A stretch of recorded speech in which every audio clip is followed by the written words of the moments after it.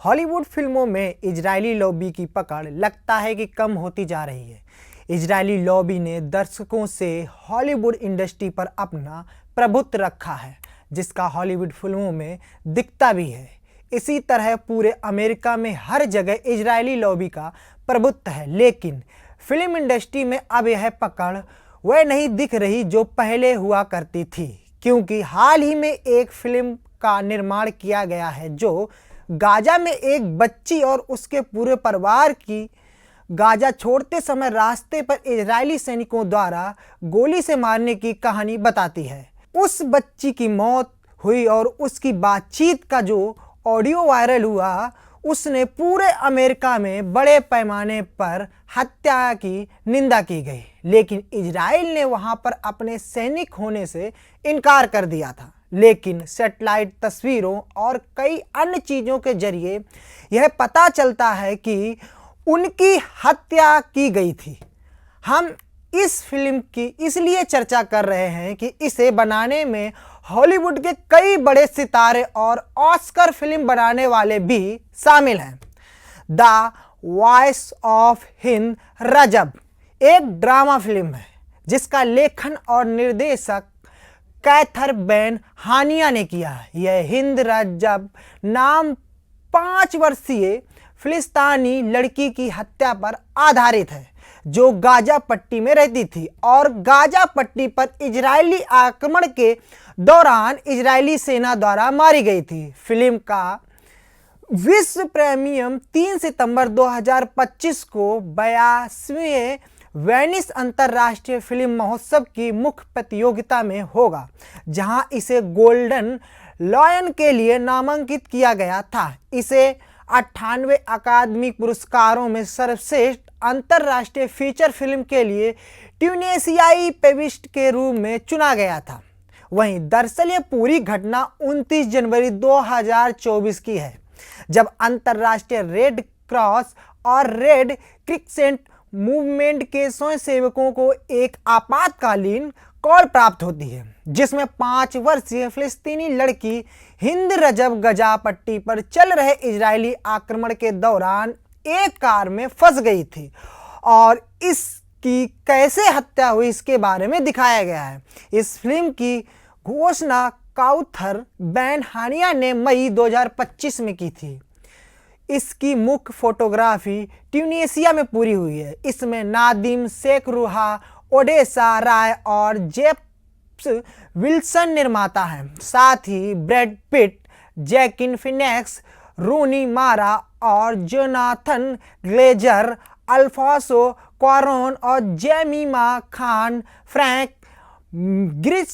ग्लियूस और सारा रामबर्ग और सबाइन गेटी कार्यकारी निर्माताओं में शामिल हैं। हानिया ने इस फिल्म को लेकर के कुछ हमको बताया। उन्होंने कहा, मैं फॉर डॉटर्स के ऑस्कर अभियान के बीच में था और मानसिक रूप से उस फिल्म की प्री प्रोडक्शन में जाने की तैयारी कर रहा था, जिसे मैंने 10 साल से लिखा रहा था। तभी लैक्स में एक ठहराव के दौरान सब कुछ बदल गया। मैंने हिंद रजब की मदद की भीख मांगते हुए एक ऑडियो रिकॉर्डिंग सुनी। तब तक उसकी आवाज इंटरनेट पर फैल चुकी थी। मैंने रेड क्रिसेंट से संपर्क किया और उनसे पूरा ऑडियो सुनने के लिए कहा। यह लगभग 70 मिनट लंबा और बेहद दर्दनाक था। इसे सुनने के बाद मुझे बिना किसी संदेह के पता चल गया कि मुझे बाकी सब कुछ छोड़ना होगा। मुझे यह फिल्म बनानी ही थी।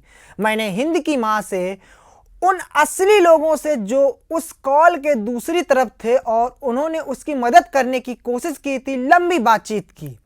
बेन हानिया को 2020 की film the man who sold his skin के लिए अंतर्राष्ट्रीय फिल्म श्रेणी में ऑस्कर के लिए नामांकित किया गया था। यह वहीं एक और निर्माता शेख रोहा ने बताया कि फिल्म को तुरंत बनाने की ज़रूरत थी ताकि ये बिना किसी देर के दुनिया के सामने आ सके। इस फिल्म को बनाने में पैसे की जुगाड़ करने के कठिन प्रक्रिया थी और मैं और ओडेसा फिल्म की तैयारी, शूटिंग और पोस्ट प्रोडक्शन के दौरान वित्तीय पोषण कर रहे थे। वहीं Sunnyland, Elizabeth Woodward, Jamie Khan, गेरलिस ड्रेफन, जेरी ग्राहम, अमेत खान, रेमबुर्ग और ट्यूनीशियाई सांस्कृतिक मामलों का मंत्रालय, वाटरमेलन, सॉसन सफारी, 1888 फिल्म्स, डीएफआई और बार्क प्रोडक्शन सभी ने स्क्रिप्ट तैयार होने पर ही इसमें योगदान दिया। इस फिल्म को जिम लेकर आए और एमबीसी इसके तुरंत बाद इसमें शामिल हो गई। यह फिल्म एक युवा फिलिस्तीनी लड़की हिंद रजब की कहानी है जो पिछले साल गाजा में अपने परिवार के 6 सदस्यों के साथ इजरायली सेना द्वारा मारी गई थी। रजब और उसका परिवार गाजा शहर से भाग रहे थे जब उनके वाहन पर गोलीबारी की गई, जिसमें उनके चाचा, चाची और 3 चचेरे भाई मारे गए। रजब और एक अन्य चचेरे भाई शुरू में बच गए और उन्होंने कार से फ़ोन करके फिलिस्तीनी रेड क्रिसेंट सोसाइटी PRCS से सहायता मांगी। बाद में कार रजब और मदद के लिए आए पैरामेडिकल्स के साथ मिली जो सभी मृत पाए गए। इस घटना में दुनिया भर में विरोध प्रदर्शन को जन्म दिया, जिसमें कोलंबिया विश्वविद्यालय भी शामिल है, जहां छात्रों ने हैमिल्टन हॉल का नाम बदलकर हिंदरस हॉल कर दिया। यह बहुप्रतीक्षित फिल्म जिसमें हिंद रजब की मृत्यु से पहले का वास्तविक ऑडियो भी शामिल है। इस पतझड़ में टोरंटो, सेंट सेबेस्टियन और बुसान और लंदन फिल्म समारोह में भी इस फिल्म को दिखाया जाएगा। अब इससे पता चल रहा है कि हॉलीवुड इंडस्ट्री में एक समय इजरायली की ओर झुकाव वाली फिल्मों का दबदबा था और वहां के बड़े निर्माता, निर्देशक और अभिनेता इजराइल को फंड देते थे, लेकिन आज के समय ब्रैड पिट जैसे बड़े एक्टर एक इजरायली विरोधी फिल्म की बनाने में सहयोग कर रहे हैं। यही दिखा रहा है कि अमेरिका में भी गाजा को लेकर कई लोग इजराइल से खुश नहीं हैं, जैसे गाजा में इजराइल ने किया है और लाखों लोगों के घर तबाह कर दिए और वहां के लोग भूखमरी के चलते परेशान हैं और दुनिया से इजराइल की कार्रवाई को खत्म करने की गुहार लगा रहे हैं। तो ऐसे समय पर इस फिल्म का बनना और हॉलीवुड के बड़े कलाकारों, निर्माताओं द्वारा फंड करना कई बड़े सवाल उठा रहा है। लगता है कि कहीं ना कहीं अमेरिका के लोग गाजा में इजरायली कार्रवाई से खुश नहीं हैं, क्योंकि जब हिंद रजब की मौत का ऑडियो वायरल हुआ तब अमेरिका के कई शहरों में इसको लेकर के बड़े पैमाने पर विरोध प्रदर्शन हुआ था।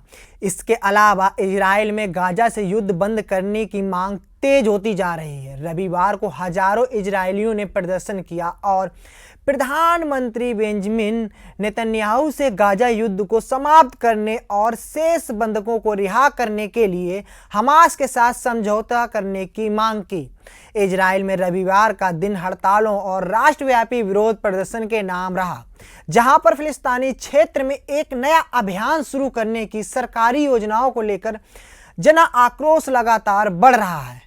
वहीं समाचार एजेंसी सिन्हुआ के मुताबिक सरकार के इस अभियान के आलोचकों को डर है कि गाजा शहर और मध्य गाजा पर काबिज करने के उद्देश्य से कहीं ये किया तो नहीं जा रहा। वहीं इस अभियान में वहां अभी भी बंधक बनाए गए 49 बंधकों के लिए खतरा बन सकता है। 300 से ज़्यादा जगहों पर रैलियों का दावा किया गया। वहीं इजराइल में 300 से ज़्यादा जगहों पर रैलियां और प्रदर्शन का आयोजन किया गया। बंधकों और लापता लोगों को छुड़ाने और तलाश के मांग की गई। वहीं परिवार फोरम ने कहा कि देश भर में 300 से ज़्यादा जगहों पर हुई रैलियों में लाखों लोगों ने हिस्सा लिया। तेल अवीव में विरोध प्रदर्शन के समर्थन में माइक्रोसॉफ्ट, मेटा और फाइवर की स्थानीय शाखाओं सहित कई कंपनियों ने अपने ऑफिस बंद रखे। आपको बता दें कि फिल्म का विश्व प्रीमियम 3 सितंबर 2025 को 82वें वेनिस अंतर्राष्ट्रीय फिल्म महोत्सव की मुख्य प्रतियोगिता में शामिल होगा, जहां इसे गोल्ड लायन के लिए नामांकित किया गया था। यह 7 सितंबर 2025 को विशेष प्रस्तुति अनुभाग में 2025 टोरंटो अंतर्राष्ट्रीय फिल्म महोत्सव में भी प्रदर्शित होगी। आपको ये खबर कैसी लगी कमेंट करके बताएं।